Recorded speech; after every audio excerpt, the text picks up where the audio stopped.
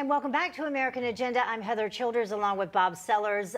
Facebook now changing its tune. Imagine that. Yeah, on the coronavirus specifically, and censorship of the Wuhan lab stories. Since President Biden officially opened the probe on coronavirus origins, Facebook is now letting users comment on whether COVID leaked from a lab, the Wuhan lab. But a year ago, so-called independent fact checkers labeled such stories as false information, and people were silenced and censored. Now many are saying that this Facebook flip-flop is showing the tech giant's true and ugly colors. So what else could Facebook be labeling as misinformation? Let's bring back in our panel to talk a little bit more about this. And Stacey, I'll start with you. What about this? I mean, were you censored at all when, lots of folks were trying to bring up the Wuhan lab and at least ask some questions about it, and we couldn't even do that? Yeah, I had a number of posts that were just flagged.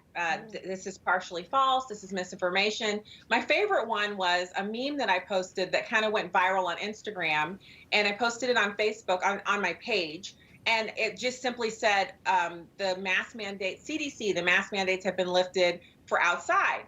And then the person in the picture, it's from a movie, and he's got this like really quizzical face, and underneath it says, "Y'all were wearing masks outside," And I felt like that because here in Missouri, we had a public mask mandate, but most people put their mask on right before they would enter the building. They weren't walking around outside with masks on.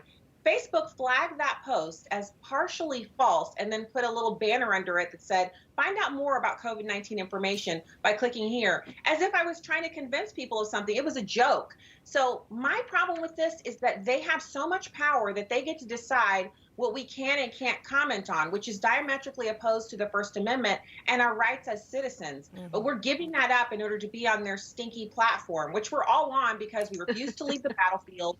And we refuse to give in to their censorship. So we're staying on there almost in protest. But it's wrong. They know it, but we can't stop them unless we have people in Congress who have some steel in their spines. Yeah, and Amy, when you combined what's happening on Facebook with what happened on Twitter, and it's just like these huge tech companies working against a majority or at least half of the population to try to silence them.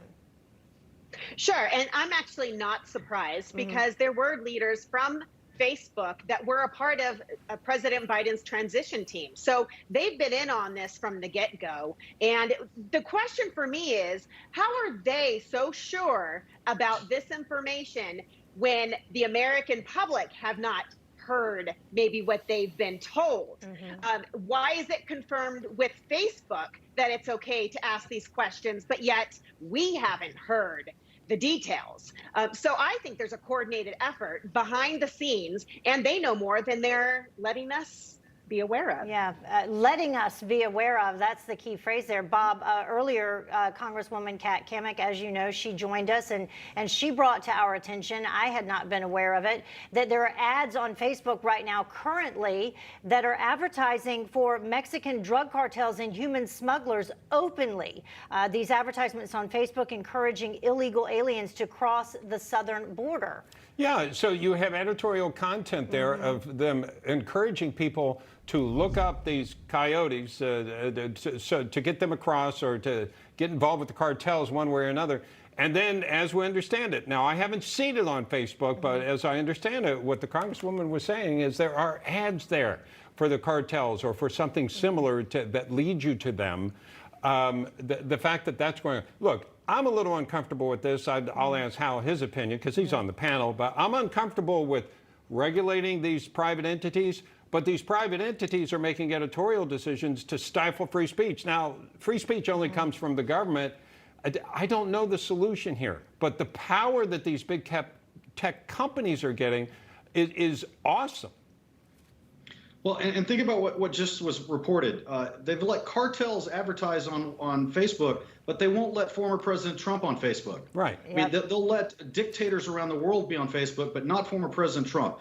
Look, these independent fact checkers, back to what we were talking about, the independent fact checkers, they're not independent. They are globalist lefties.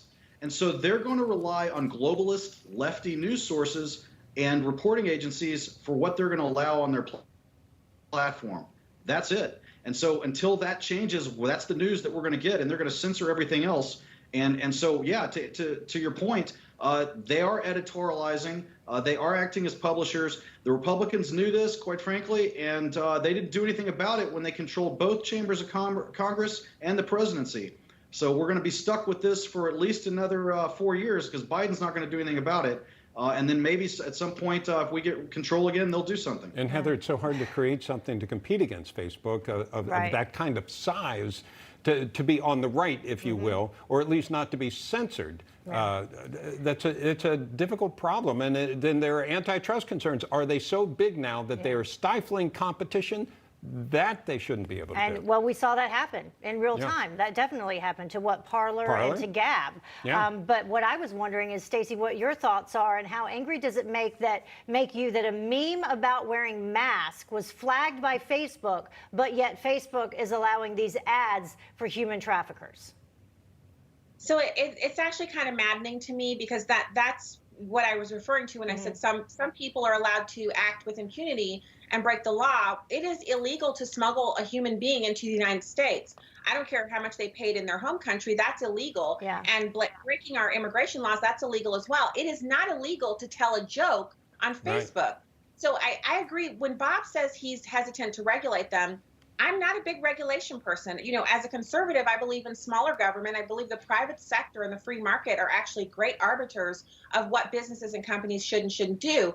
But when you achieve monopoly status, you actually rob Americans of that right that they have to use an alternative service. And we saw what they did to Parler when they were rising on the App Store, and they were about to actually become true competition for Facebook. So I have to say, they're acting more like utilities. They are. Like you said, it's no longer the free market. So I'm sorry, we got to go here.